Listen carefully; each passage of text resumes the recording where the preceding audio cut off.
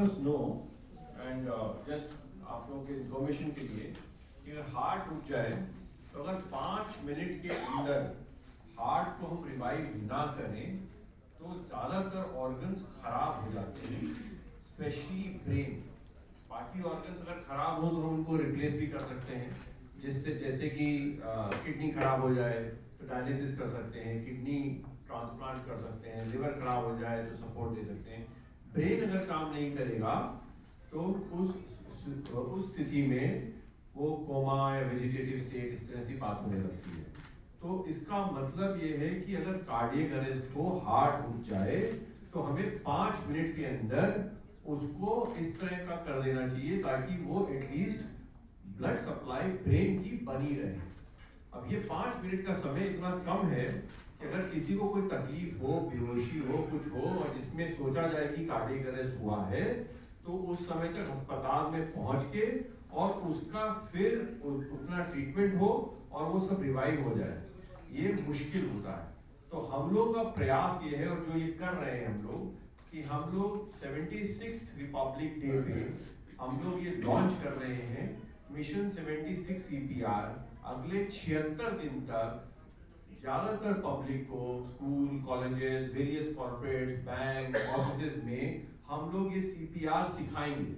आप लोगों को भी सीखना चाहिए ताकि किसी भी कारण कोई भी जानकार, परिवार का सदस्य, किसी को इस तरह की तकलीफ हो तो हम तुरंत CPR चालू कर दें। बहुत सिंपल प्रतिक्रिया है जो आज यहाँ दिखाई भी जाएगी और हमारे पूरी टीम जो है अगले 76 दिन तक लगातार एट वेरियस प्लेसेस जाके वेरियस ऑफिसेस, स्कूल्स में जाके ये किया जाएगा और फिर उसको फर्दर कंटिन्यू किया जाएगा। ऐसा नहीं कि हमने 76 किया तो बस 76 पे रुक गए।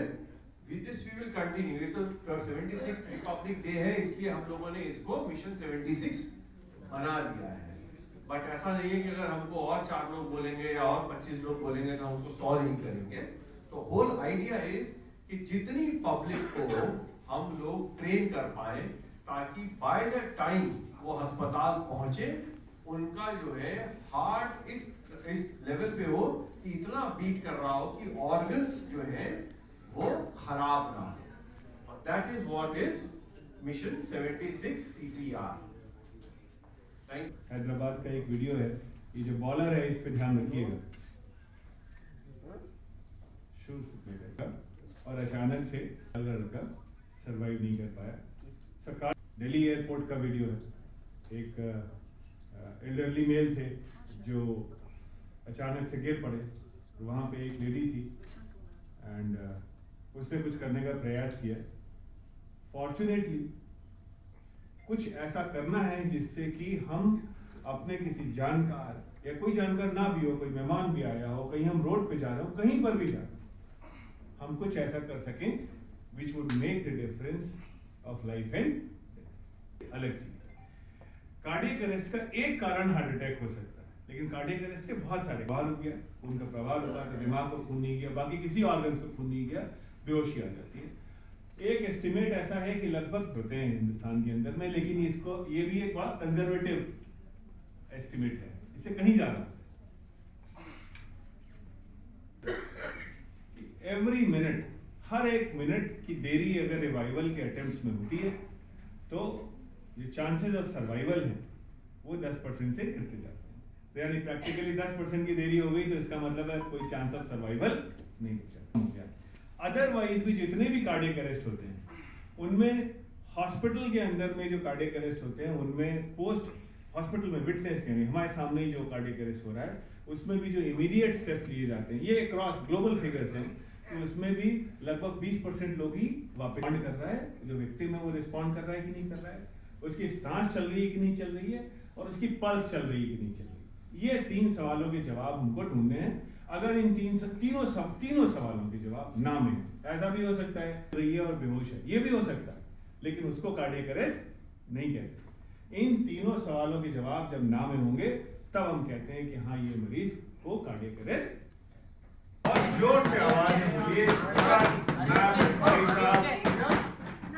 आपको क्या दिक्कत है, अपना नाम बताइए, आपको सुनाई पड़ रहा है मेरी आवाज। ऐसी स्थिति के अंदर में गाल पे थप्पड़ ना मारिए, बिल्कुल भी नहीं, और ना ही गर्दन हिलाने का प्रयास करिए, ना ही किसी भी तरीके। कोई मरीज को ऐसे हिलाना नहीं है, मरीज की गर्दन को नहीं हिलाना है, सर पकड़ के नहीं झिझोड़ना है, सिर्फ शोल्डर्स पे टैप करना है और या फिर एक अपनी मुट्ठी से छाती पे पेनफुल स्टिमुलस देना है। इन दो स्टिमुलस के अतिरिक्त और कुछ नहीं करना है। गर्दन क्यों हिलाने के लिए मना कर रहे हैं? क्योंकि अगर उसकी गर्दन की हड्डी किसी वजह से करते हैं, कभी कभार ये संभव नहीं हो पाता, स्पेशली अगर आपको रोड पे कोई महिला मिली हुई है गिरी हुई, तो आप ये नहीं कर पाएंगे। अगर छाती एक्सपोज नहीं कर सकते तो कोई बात नहीं, लेकिन अगर कर सकते हैं तो करिए। फोटो में अगर देखेंगे तो दूसरे हाथ से मरीज का चिन या जो ठुड्डी होती है उसको थोड़ा सा ऊपर उठाना है, राइट। इसको करने का पर्पज ये है कि क्लीन हो जाए। फिर जब गाल को नाक के पास में ले जाना है और आंखों से अगर छाती एक्सपोज है तो छाती को देखना है। आप उंगलियों से नहीं कर सकते, ऐसे हाथ नहीं रख सकते। हाथ के इन उभारों को हमको सेंटर ऑफ द चेस्ट पे रखना है।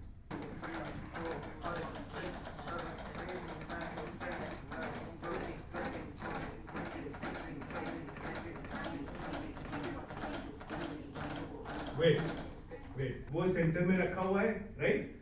दूसरा हाथ उसके ऊपर में रखा हुआ नहीं है। एल्बो से ये कोहनी से ये हाथ सीधा रहना चाहिए। और ये जब हम लोग कंप्रेशन करते हैं, जब दबाते हैं, तो बेसिकली अपने शरीर देर तक नहीं कर सकते, थक जाता है। हमको अपनी पोजीशन एडजस्ट करके अपने शोल्डर्स को इसकी सीध में लाना चाहिए और फिर कंप्रेशन करेंगे। स्टार्ट कंप्रेशन, बॉडी के भार का प्रयोग करना है, राइट। कितनी तेज करना है